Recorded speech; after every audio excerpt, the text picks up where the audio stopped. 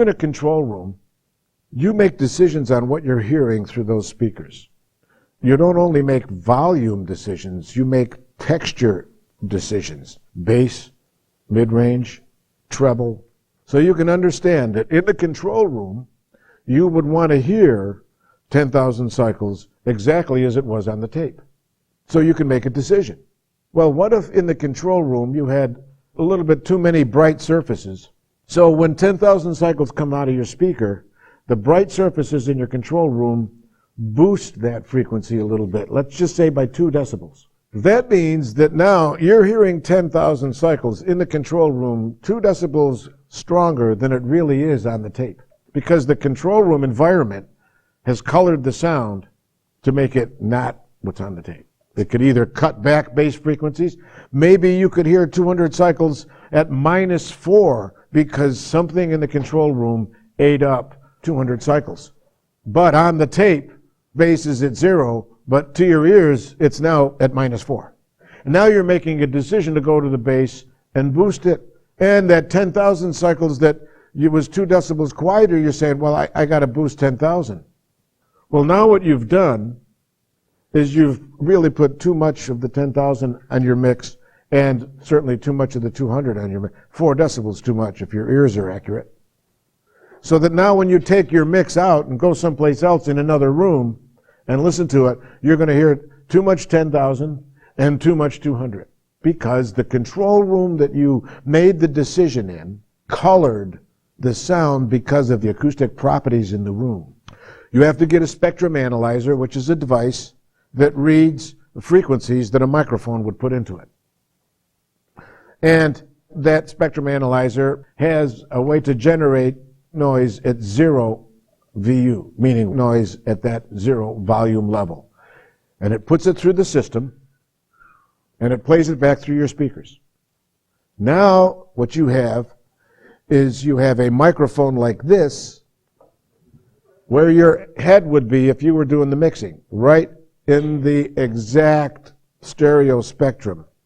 And now you go to that spectrum analyzer and you say, how are you reading 100 cycles? And it says, oh, I'm reading 100 cycles at 0. Oh, that's good. How are you reading 200 cycles? I'm reading 200 cycles at -4. Oops.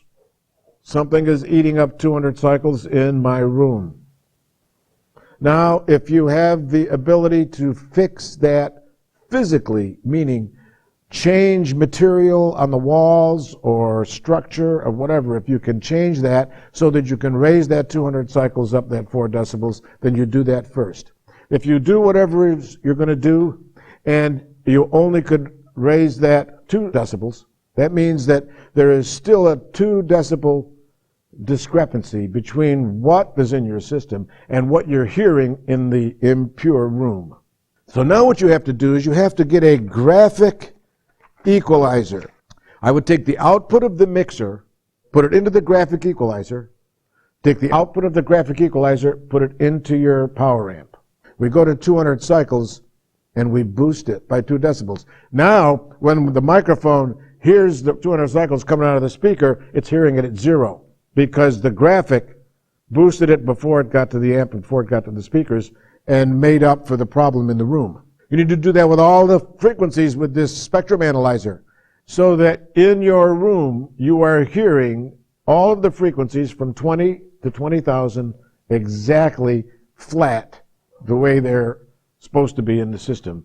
The speakers, the kind of amplifier, whatever the room and the combination of your components is doing to that frequency spectrum, you have just adjusted by fixing the room and using your graphic equalizer to balance it all out so it's all 0.